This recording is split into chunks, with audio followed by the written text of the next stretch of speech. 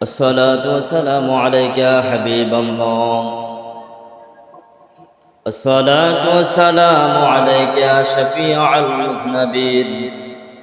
الصلاة والسلام عليك يا رحمة للعالمين.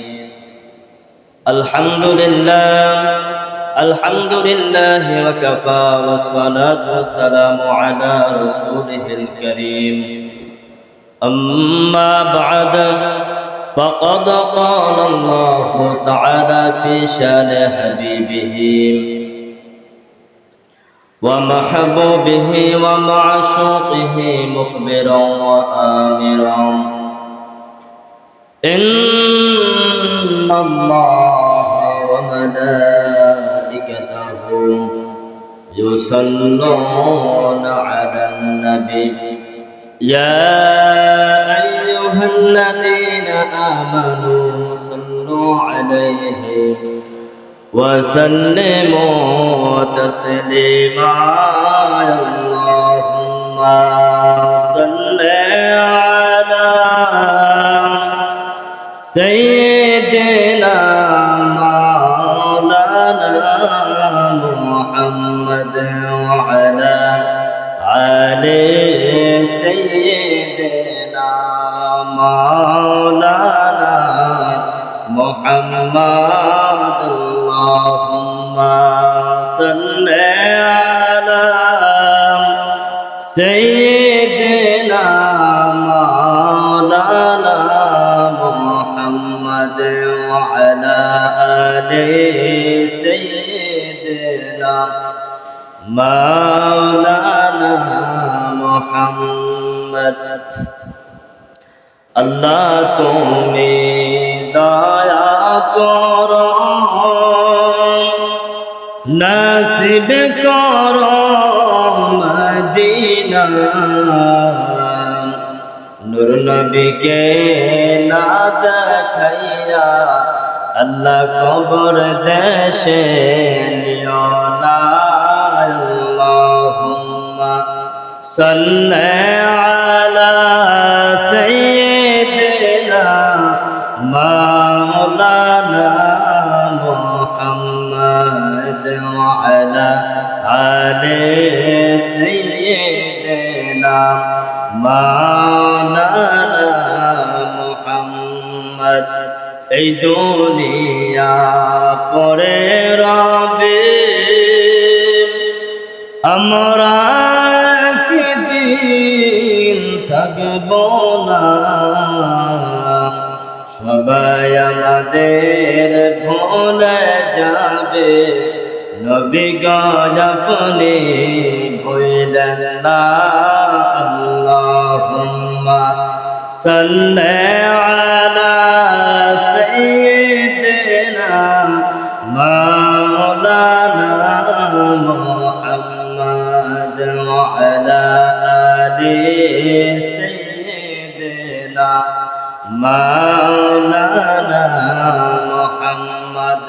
আল্লাহ আল্লাহ আল্লাহ লা ইলাহা ইল্লাহু আল্লাহ আল্লাহ আল্লাহ লা ইলাহা ইল্লাহু। আমরার গলার হার নবীজি, আমরার গলার হার, আরবের দুলহানবী সাইয়্যিদুল বাশার নবীজি।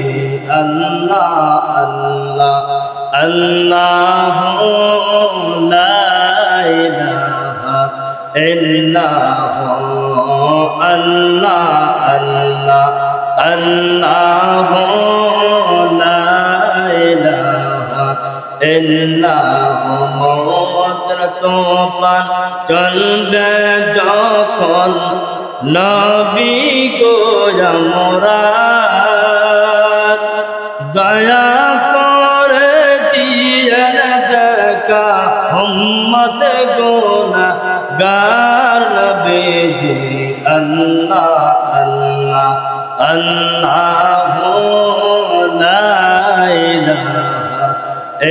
إنه الله الله الله لا إله إلا هو لا إله إلا الله محمد رسول الله صلى الله عليه وسلم মুআজ্জিজ মুহতারাম সম্মানিত মুসলিম কিরাম পর্দার আলে মা বোনেরা আসসালামু আলাইকুম ওয়া রাহমাতুল্লাহি ওয়া বারাকাতুহু। মহান আল্লাহ রাব্বুল আলামিন দরবারে অপরন্ত শুকরিয়া জ্ঞাপন করি যে মহান আল্লাহ রাব্বুল আলামিন আহকামুল হাকিমিন আমাদেরকে পবিত্র জুমার নামাজ আদায় করার জন্য আল্লাহর ঘর মসজিদে আসার এবং বসার তৌফিক করে দিয়েছেন। মহব্বতে বলি আলহামদুলিল্লাহ। আজকে জুমার নামাজের জুমার আলোচনার আলোচ্য বিষয় হলো ন্যায় বিচার করার গুরুত্ব এবং ফজিলত নিয়ে।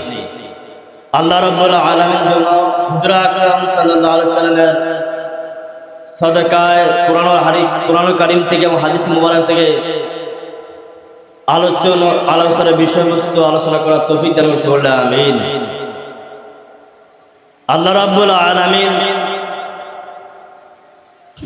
যুগ যুগ ধরে অসংখ্য নবী রাসূল দুনিয়ার জমিনে প্রেরণ করেছেন একমাত্র মানুষকে সঠিক পথের আহ্বান করার জন্য। এই পৃথিবীর মধ্যে আল্লাহ তাআলা সকল পয়গম্বরদেরকে আল্লাহ তাআলা বলেছেন তোমরা ন্যায় বিচার প্রতিষ্ঠা করো, কারণ ন্যায় বিচারটা হলো এমন একটা হাতিয়ার যে ন্যায় বিচার করবে আল্লাহ তাআলা স্বয়ং তার সাথেই থাকবেন। সুবহানাল্লাহ বলেন। যে ব্যক্তি ন্যায় বিচার করবে আল্লাহ তাআলা এবং রাসূল স্বয়ং তার সাথেই থাকবেন। এই জন্য শত মানুষের মধ্যে যদি একজন ন্যায় বিচারক ন্যায় কথা বলার জন্য থাকে, শত মানুষ হাজার মানুষের জন্য একজন মানুষই যথেষ্ট, কারণ তার সাথে আল্লাহ তাআলা আছে। সুবহানাল্লাহ বলেন। আল্লাহ রাব্বুল আলামিন সূরা নাহলের 90 নম্বর আয়াতে আল্লাহ রাব্বুল আলামিন বলেন ইন্নাল্লাহা ইয়া'মুরু বিল আদলি। আল্লাহ রাব্বুল আলামিন বলেন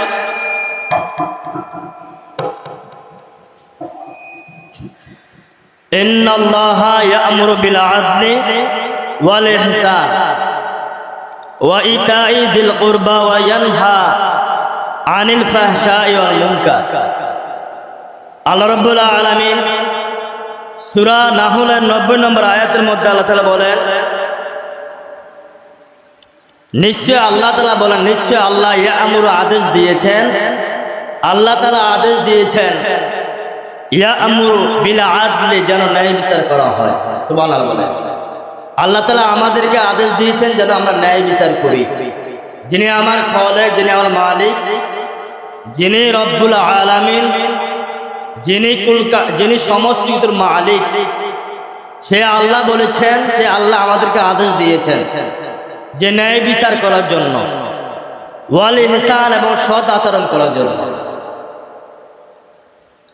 ওয়া ইতাই যিল কুরবা এবং নিকট আত্মীয় যারা আছে তাদেরকে দান করার জন্য। সুবহানাল্লাহ বলেন। নিকট আত্মীয় যারা আছে তাদেরকে দান করার জন্য। ওয়া ইয়ানহা আনিল ফাহশাই ওয়াল মুনকার। এবং আল্লাহ তাআলা এই একই আয়াতের মধ্যে আল্লাহ বলেছেন যে তোমরা অশ্লীল কাজ থেকে দূরে থাকবে। যিনি আমাদের রব তিনি আমাদেরকে বলেছেন যে তোমরা এক নম্বরে ন্যায় বিচার করবা। আমাদের সবচেয়ে ভালো বোঝেন, সবচেয়ে ভালো জানেন যিনি আমাদের আল্লাহ। ঠিক না বলেন? যিনি আমাদেরকে সব সময় খাওয়াইছেন, খাওয়াচ্ছেন, খাওয়াবেন, এ আমাদের বিশ্বাস আছে। ঠিক না বলেন? যিনি আমাদের সুখে দুঃখে আমাদের সবসময় আমাদের পাশে থাকেন তিনি আমাদের আল্লাহ। ঠিক না বলেন? সকল সময় যিনি আমাদের পাশে থাকেন তিনি কে? আল্লাহ। কিন্তু সব সময় আবার আপনার পাশে আমার নিকট যে ব্যক্তি থাকে উনি থাকবে না। ঠিক না বলেন? কিন্তু আল্লাহ তাআলা আপনার সবচেয়ে কাছে থাকবেন। কিন্তু সে আল্লাহ আমাদেরকে আদেশ দিয়েছে, সে আল্লাহ আমাদেরকে আদেশ দিয়েছেন যে তোমরা এই কাজগুলা করো, এই কাজগুলা করলে তোমরা দুনিয়াতে ভালো থাকতে পারবা, মরার পরে তোমরা জান্নাতে থাকবা। সুবহানাল্লাহ। আল্লাহ বলেছেন, আল্লাহর কথা, এটা স্বয়ং আল্লাহর কথা। আজকের বিষয় হলো ইনসাফ, ন্যায় বিচার। ন্যায় বিচার তিন ভাবে হয়ে থাকে। কয়ভাবে? ন্যায় বিচার তিন ভাবে হয়ে থাকে। এক নাম্বার ন্যায় বিচার হলো আল্লাহর সাথে। সুবহানাল্লাহ বলেন। এক নাম্বার ন্যায় বিচার আল্লাহর সাথে। আল্লাহ তোমার সাথে ন্যায় বিচারে কেন বুঝলাম না, ঠিক না বলেন? সবসময় শুনছেন মানুষের সাথে, এখন আল্লাহর সাথে ন্যায় বিচার কেন? আল্লাহ রাব্বুল আলামিন নাবার মধ্যে বলেছেন, সূরা নাবার মধ্যে বলেছেন, ওয়াজআলনাল লাইলা লিবাসা ওয়াজআলনান নাহারা মাআশা। তোমরা দিনের বেলা কাজ করবা, ক্লান্ত হয়ে যাইবা। দুনিয়ার মানুষ এটা পারবে না, আমি আল্লাহ পারি। সুবহানাল্লাহ বলেন। দুনিয়ার মানুষ পারবে না, আমি আল্লাহ পারি। আমি আল্লাহ রব, আমি আল্লাহ সব। সুবহানাল্লাহ বলেন। সমস্ত ক্ষমতার মালিক আমি আল্লাহ, সমস্ত ক্ষমতার মালিক আমি আল্লাহ। সুবহানাল্লাহ বলেন। আমি আল্লাহ একবার যদি বলি হয়ে যাবে, কিন্তু তোমরা শতবার চেষ্টা করলে হবে না। আল্লাহ বলেন তোমরা দুনিয়াতে দিনের বেলা কাজ করবা, সারা দিন ক্লান্ত হয়ে যাইবা, সারা দিন তোমরা ক্লান্ত হয়ে যাবা, রাত্রে একটু বিশ্রাম নিবা। কি করা যায়? আমি আল্লাহ প্রাকৃতিক ভাবে তোমাদের জন্য রাত্রে বিছানা বানাই দিলাম। সুবহানাল্লাহ। রাত্রে আমি আল্লাহ চন্দ্র সূর্য দিতে পারতাম, রাত্রে আমি সূর্য দেই নাই। কারণ দিনের বেলা সূর্য দিচ্ছেন, কোনো জঙ্গল নাই, কাম করতে না, ঠিক কিনা বলেন? রিজিক তো তালাশ করতে হবে, ঠিক কিনা বলেন? এই জন্য দিনের বেলা গরম, অর্থাৎ সূর্যের আলো দিলাম, যাতে করে তোমরা দিনের বেলা কাজ করো, জীবিকা অন্বেষণ করতে পারো। সুবহানাল্লাহ বলেন। আর রাতের বেলা আমি চাঁদ দিলাম, চাঁদের আলো বেশি খারাপ নয়, এটা এমন একটা আলো যেটা মানুষের ভালো লাগে। রাতের বেলা যে ব্যক্তি ঘুম নাও আয়, হে ব্যক্তি একটু ঘুমাই, ঠিক কিনা বলেন? যার ঘুম মোটেও নাই, তারও একটু ঘুম আসে না? এটা হলো আমার আল্লাহ। আল্লাহ বলেন আমি এত কিছু তোমাদের জন্য করলাম, তোমরা আমার সাথে ন্যায় বিচার কেমনে করবা? ওয়ালা তুশরিক বিল্লাহ, আমি আল্লাহর সাথে শরীক করবা না, এটা আমি আল্লাহ ন্যায় বিচার। সুবহানাল্লাহ বলেন। আমি আল্লাহর সাথে ন্যায় বিচার করা, কারণ আমি আল্লাহ এক, আমি আল্লাহ এক, এটা স্বীকার দিবা। আমি আল্লাহর সাথে কারো কিছুর অংশীদার করবা না, এটা এক নাম্বার আমি আল্লাহর সাথে ন্যায় বিচার করা। সুবহানাল্লাহ বলেন। আমি একমাত্র ইবাদত পাওয়ার উপযুক্ত, আমি একমাত্র ইবাদত পাওয়ার উপযুক্ত। আমি তোমাদের রব, আমি তোমাদের মালিক, আমি তোমাদের খালেক, আমি তোমাদের সৃষ্টিকর্তা। তোমরা আমি আল্লাহর একটু গোলামি করবা, আর গোলামি করাই আমার সাথে ইনসাফ করা, আর আমি আল্লাহর গোলামি না করাই আমার সাথে ইনসাফ না করা। নাউযুবিল্লাহ বলেন, ঠিক কিনা বলেন? দুনিয়ার মধ্যে কারো কাজ করলে, দুনিয়ার মধ্যে কারো আন্ডারে কাজ করলে, আমরা যদি আমরা যার কাজ করি দুনিয়ার মধ্যে, আমরা যদি সঠিকভাবে কাজ না করি, তাহলে ওই মালিকের সাথে ইনসাফ করা হয় না, ঠিক কিনা বলেন? আমি সারাদিন কাজ করলাম, আমার ডিউটি এত টাকা পর্যন্ত।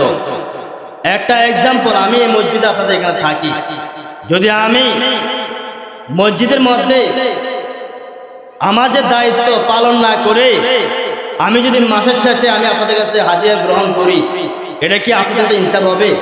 এটা ইনসাফ হবে না। আমার দায়িত্বটা আমি দায়িত্ব পালন করি, তাহলে আমার ইনসাফটা হইল, ঠিক না বলেন?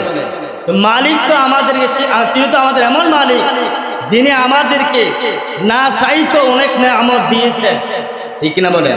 অনেক নেয়ামত দিয়েছেন। সে মালিকের ইবাদত করা মানে ওই মালিকের সাথে ইনসাফ করা। সুবহানাল্লাহ বলেন। প্রথম নাম্বার আল্লাহর সাথে ইনসাফ করা। দুই নাম্বার নিজের নফসের সাথে ইনসাফ করা, নিজের নফসের সাথে ইনসাফ করা। নিজের আত্মার সাথে ইনসাফ করা। এই জন্য আমরা বলি দোয়ায়ে মাসুরা আমরা যখন পড়ি আমরা বলি আল্লাহুম্মা ইন্নী যালামতু নাফসি যুলমান কাসীরা ওয়া লা ইয়াগফিরু যুনুবা ইল্লা আনতা ফাগফিরলি মাগফিরাতাম মিন ইনদিকা ওয়ারহামনি ইন্নাকা আনতাল গফুরুর রহিম। ঠিক কিনা বলেন? এটা আমরা দোয়ায়ে মাসুরা নামাজের মধ্যে পড়ি যে আমরা নিজের আত্মার সাথে আমরা অন্যায় করি। শুধু যে আমরা অন্যায় বলতে কি বুঝি, আমরা অন্যায় বলতে আমরা কি বুঝি, অবিচার বলতে কি বুঝি, নিজের আত্মার সাথে আমরা অন্যায় করি। কেমনে? আমি আপনার গুনার দ্বারা, এটা আপনার নফসের সাথে জুলুম করা। ঠিক কিনা বলেন? আমি আপনার গুনার দ্বারা, গুনাহ করা মানে নফসের সাথে অন্যায় করা।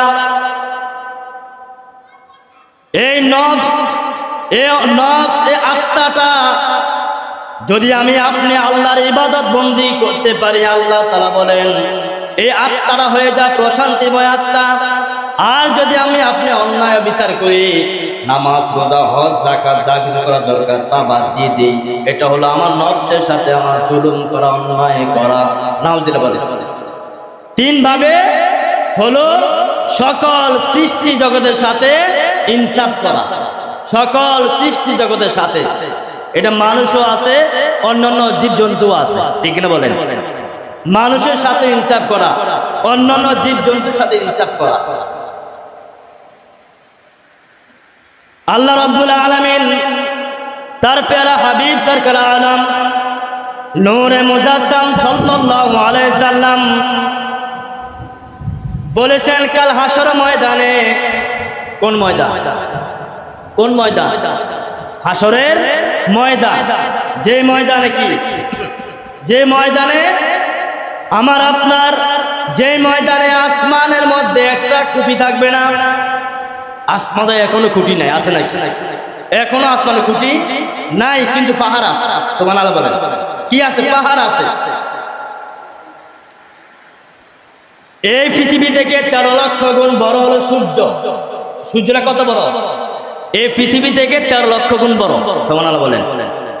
এই পৃথিবী থেকে 13 লক্ষ গুণ বড় সূর্য।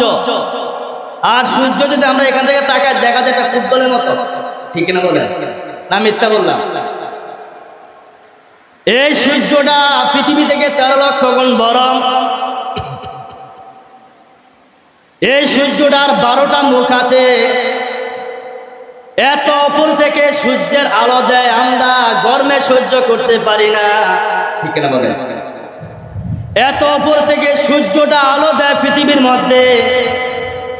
সূর্যটা এত বড় সূর্য, এখান থেকে লক্ষ কোটি গুণ দূরত্ব সূর্যের উপর। সুবহানাল্লাহ বলেন।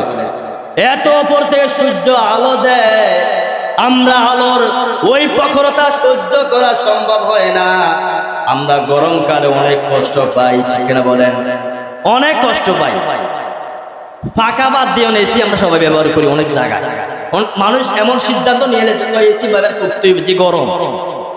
এই গরমে ইতিহাস করে দিল হিট স্ট্রোক। ঠিক না বলেন? এই গরমে কোন সময় গরমে স্কুল মাদ্রাসা বন্ধ হয় নাই, কিন্তু এখন স্কুল মাদ্রাসা বন্ধ হয়। ঠিক না বলেন? আর এই দুনিয়ার গরমে আমরা সহ্য করতে পারি না। এই দুনিয়ার গরমটা আসে সূর্যের প্রখরতা থেকে। আর এই সূর্যের 12টা মুখ আছে, আমার নবী বলেছে। সুবহানাল্লাহ বলেন। কয়টা মুখ? 12টা মুখ। একটা মুখ মাত্র আল্লাহ দয়া করে আমাদেরকে দুনিয়ার মধ্যে নিক্ষেপ করলেন, এবং উল্টা ফিট, সূর্যের উল্টা ফিট দ্বারা আমরা দুনিয়ার মধ্যে তাপ দেওয়া হয়। তাপের কারণে আমরা এতটুকু আমরা কষ্ট পাই। আল্লাহ নবী, আল্লাহ তাআলার হাদিস, আল্লাহ তাআলার বন্ধু নবী বলেন কাল হাসর ময়দানে সূর্যের 12টা মুখ আমাদের। রাসূল আরবি বলেন আমাদের কারো মাথার এক হাত উপরে। আবার আমার নবী কোন হাদিসে বর্ণনা করেন মাথার এক বিদ্যা উপরে সূর্যটা 12টা মুখ আমাদের মাথার উপরে থাকবে। নাউযুবিল্লাহ। আল্লাহু আকবার। সূর্যের 12টা মুখ আমাদের মাথার উপরে থাকবে। ওই সময় কেমন হবে একটু আমার নবী একটু ইঙ্গিত দিয়ে দিলেন, উম্মত ওই সময় আমার উম্মত নয় শুধু সকল মানুষ, যত মানুষ কাল হাসর ময়দানে থাকবে সবাই এই সূর্যের প্রখরতার মধ্য থেকে, এই সূর্যের এমন কঠিন ভয়াবহ অবস্থায় সকলের মাথার মগজগুলো টকবক টকবক করতেই থাকবে। নাউজুবিল্লাহ বলেন। এমন কঠিন মুসিবতের মধ্যে ওই সময় আমরা দুনিয়ার মধ্যে গরম লাগলে এখন মানুষ ছাতা ব্যবহার করে, ঘর থেকে ছাতা নিয়ে অনেকে দিকে বলেন এমন গরম, ছায়ার মধ্যে যায় অথবা একটু যেখানে শ্যামা দেখে ছায়া দেখে ঘরের মধ্যে থাকে, সূর্যের ভিতরে সূর্যের মধ্যে যায় না, বাহিরে মানুষ যেতে চায় না। আমার নবী বলেন কাল হাসর ময়দানে কোনো ছায়া থাকবে না। সুবহানাল্লাহ বলেন। কাল হাসর ময়দানে কোনো ছায়া বলতে থাকবে না। ওই হাসর ময়দানে একমাত্র আল্লাহর আরশ থাকবে। কি থাকবে? আল্লাহর আরশ থাকবে।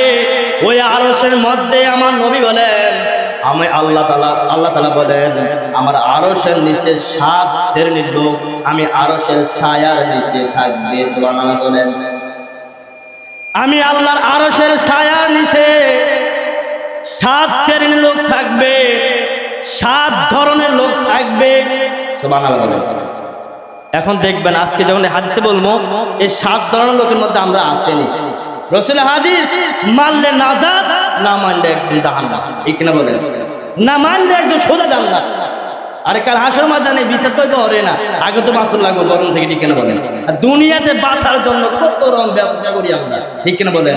এখন এই যে দেখেন ইদানে একটা গুজব বলেন আর বাস্তব বলেন, রাসেল বাইফা ইদা বলেন না, রাসেল বাইফা গুজব বলেন আর বাস্তব বলেন। এক জায়গায় এক এমপি সাহেব বলেছেন যে যদি কেউ ব্যক্তি একটা রাসেল বাইফা যদি কেউ একটা ধরে দিতে পারে তার জন্য 50,000 টাকা পুরস্কার। ওই ব্যক্তি একজন ব্যক্তি কি করছে সব সাপ বেড়ার বাড়িতে মানে জমা মানে সব সাপ ধরে ধরা, এটা কি দোরা হাফ না কি হাফ এড়ি চায় না, সাপ হাইলে ধরিল যায় তো কিটা ন্যায় কি লেখা প্রতি সাপে 50,000, প্রতি সাপে 50,000। ঠিক না বলেন? আর দুনিয়ার মধ্যে আমরা একটা সাপ বলে গুজব বলেন আর বাস্তব বলেন, একটা সাপের ভয়ে আমরা এত আতঙ্কিত। ঠিক না বলেন? এত আতঙ্কিত। আমার নয় বলেছেন কবরের মধ্যে যেই সমস্ত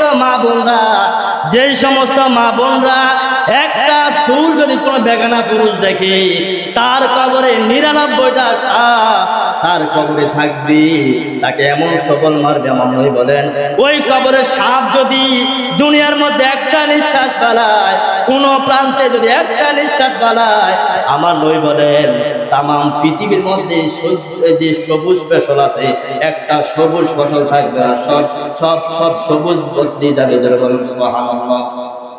সাপের এত বিষ, কবরের সাপের এত বিষ, এত বিষধর সাপ কবরের মধ্যে।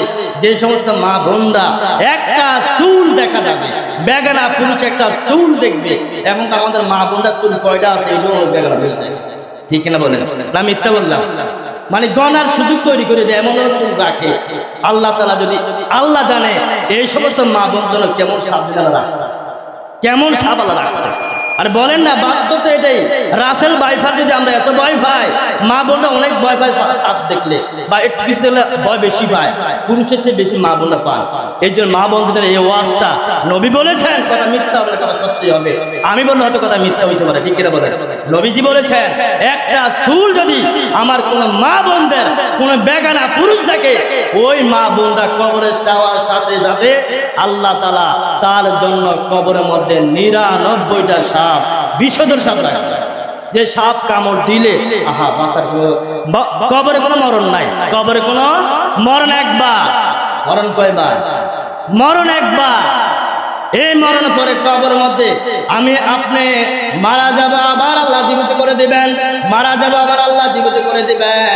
এইভাবে আমাকে আযাব দিবেন কিয়ামত পর্যন্ত। আল্লাহ তাআলা আমাদের সকলের বুঝার তৌফিক দান করুন, বলেন আমিন। তো 7 শ্রেণীর লোক আল্লাহ তাআলা আরশের নিচে ছায়া পাবেন। 1 নম্বর আমার আল্লাহ নবী বলেন ইমামুন আদেল, ইমামুন আদেল, ন্যায় পরায়ণ, ন্যায় ব্যক্তি, ন্যায় ব্যক্তি, ন্যায় ব্যক্তি। এক নাম্বার হলো ন্যায় ব্যক্তি, ন্যায় পরায়ণ ব্যক্তি আল্লাহর আরশের নিচে ছায়া পাবে। সুবহানাল্লাহ বলেন।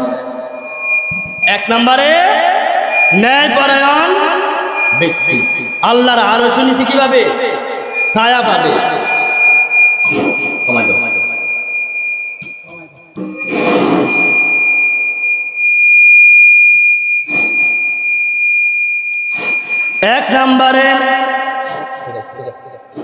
এক নম্বরে ন্যায় পরায়ণ ব্যক্তি আল্লাহ তাআলার আরশের নিচে ছায়া পাবে।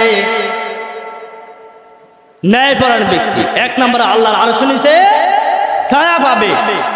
যিনি দুনিয়ার মধ্যে ন্যায় কাজ করেছেন, অন্যায়কে অন্যায় বলেছেন, ন্যায়কে ন্যায় বলেছেন। দুই নম্বরে ওয়া শাবাবুন নাশাআ ফি ইবাদাতি রাব্বিহ, এমন যুবক যেই যুবক তার যৌবনকালে আল্লাহর ইবাদতের মধ্যে মশগুল ছিল, এমন যুবক যেই যুবক তার যুবক বয়সে আল্লাহ তাআলার ইবাদতের মধ্যে মশগুল থাকলো, সেই যুবক আল্লাহর আরশের নিচে ছায়া থাকবে। সুবহানাল্লাহ বলেন। সেই যুবক আল্লাহর আরশের নিচে ছায়া পাবে। কয় ধরনের হলো? দুই ধরনের। এক নাম্বার ন্যায় বিচারক, দুই নাম্বার এমন যুবক যে তার যৌবনকালে আল্লাহর ইবাদতকে বেশি প্রাধান্য দিয়েছে। সুবহানাল্লাহ বলেন। যার যৌবনকালে আল্লাহ তাআলার ইবাদতকে প্রাধান্য দিয়েছে। এই জন্য আমার নবী বলেছেন যৌবনকালের ইবাদত সবচেয়ে তরতাজা। সুবহানাল্লাহ বলেন। যে এই জন্য আমার নবী যুবকদেরকে নিয়ে একটা সংগঠন করেছিলেন, নাম হলো ইনফুল ফুজুল। সুবহানাল্লাহ বলেন। যুবকদের দ্বারা সব সম্ভব, বুড়াদের দ্বারা, যারা বুড়া আছেন আপনাদের মর্যাদা অনেক বেশি। সুবহানাল্লাহ বলেন। আপনারা বলেন বটবৃক্ষ ছায়ার মতো। সুবহানাল্লাহ বলেন। আপনারা যা করেছেন যুবক বয়সে করেছেন, এটা আপনার বুড়া বয়সে আপনি খাইবেন, ইনকাম করবেন। সুবহানাল্লাহ বলেন।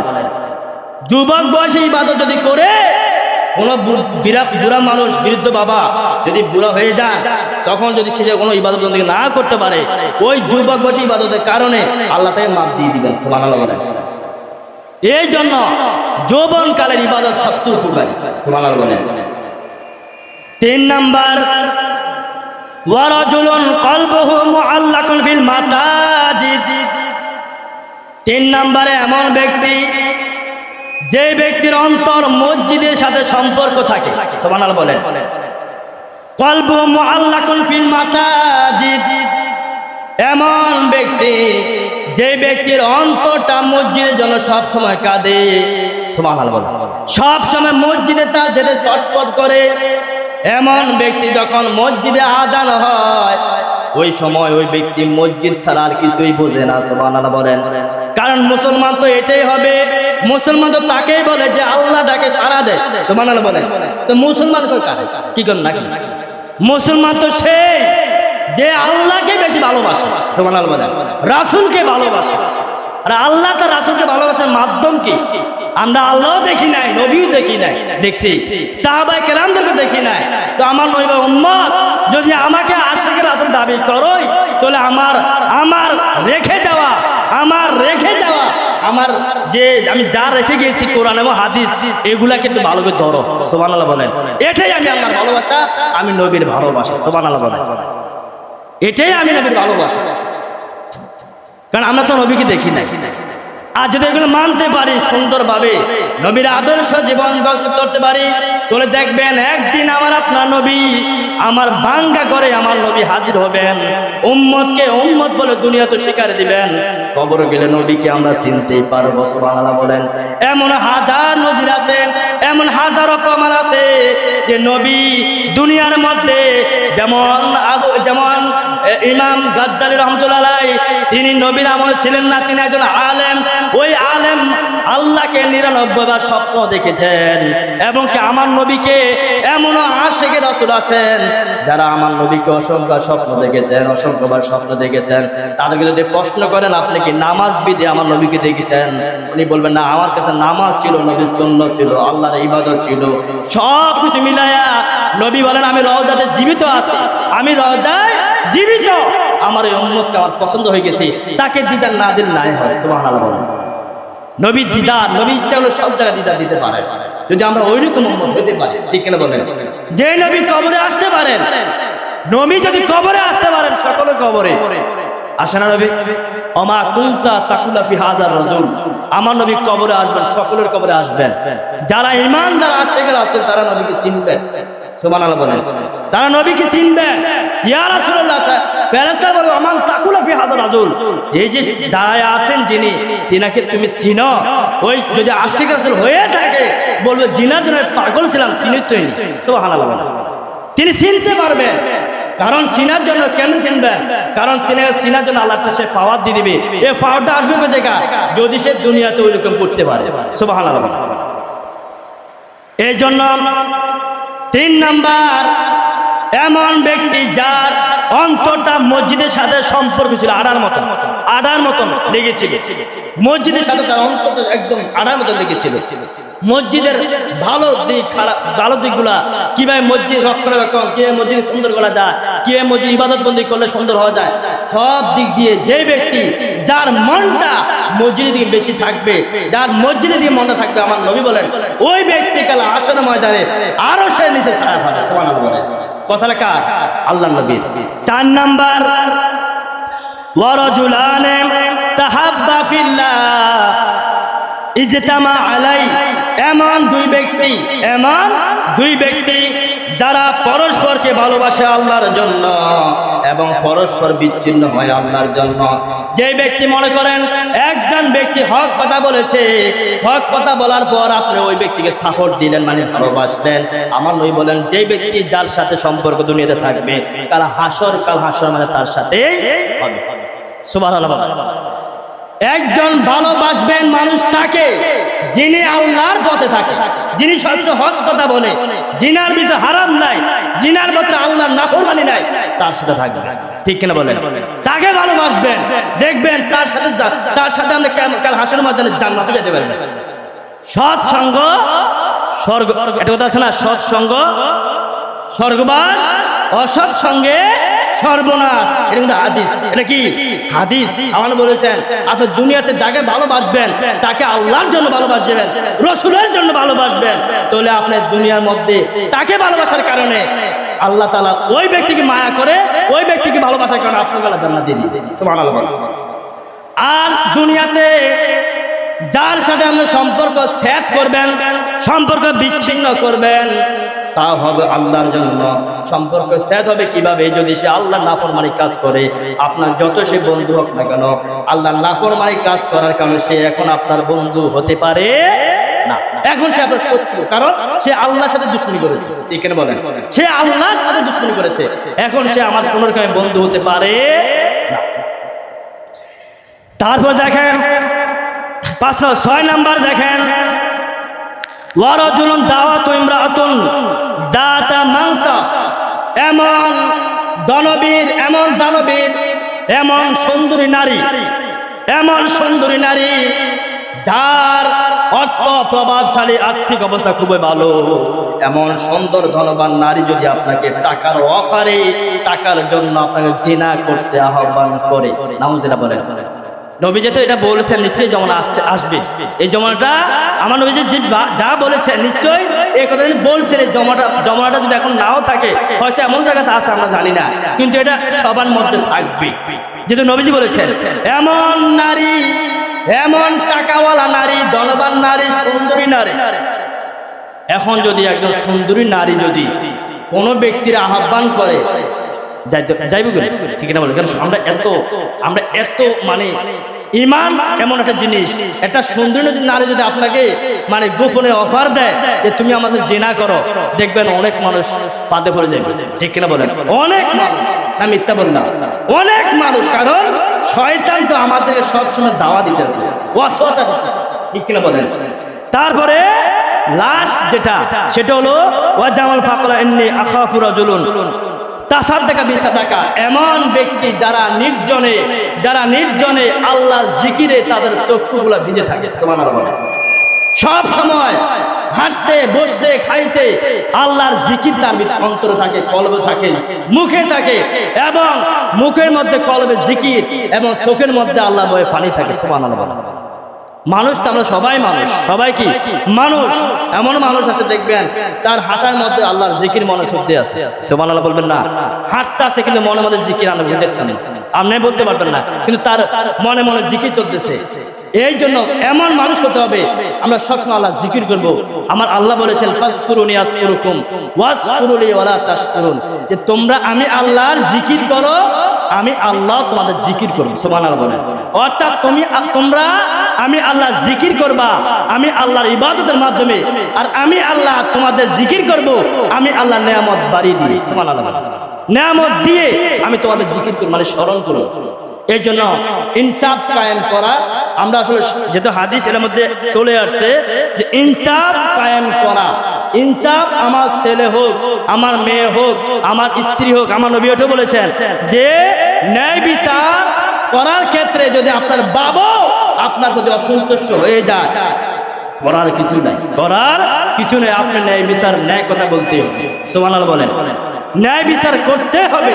যেমন আমার নবী দরবারে সবার সাথে ন্যায় বিচার করতে হবে। যেমন আমার নবী আকরাম সাল্লাল্লাহু আলাইহি সাল্লাম স্ত্রীদের মাঝে কেমন ন্যায় বিচার করেছিলেন, স্ত্রীদের মাঝে কেমন ন্যায় বিচার করেছিলেন। একজন আমার নবীর একজন স্ত্রী বললেন, ইয়া রাসূলুল্লাহ সাল্লাল্লাহু আলাইহি সাল্লাম, আপনার তো স্ত্রী আছেন 9 থেকে 12 জন। সুবহানাল্লাহ বলেন। সবগুলা স্ত্রী আমার নবী ইসলামের জন্য বিবাহ করেছেন, ইসলামের সাথে। সুবহানাল্লাহ বলেন। 9 জন কি 12 জন স্ত্রী, আপনি কাকে বেশি ভালোবাসেন? এই কথা বলেছিল আয়েশা। কে বলেছিল? আয়েশা রাদিয়াল্লাহু আনহা, সবচেয়ে ছোট স্ত্রী যিনি। ইনি এই কথা বলার পরে আমার নবী জবাব দিলেন না, শুধু একটা কথা বললেন, আগামীকাল এই মুহূর্তের মধ্যে যখন এই কথাটা বললেন স্ত্রী আয়েশা, এমন টাইমে একজন ব্যক্তি আমার নবীর দরবারে কিছু হাদিয়া খেজুর দিলেন। সুবহানাল্লাহ বলেন।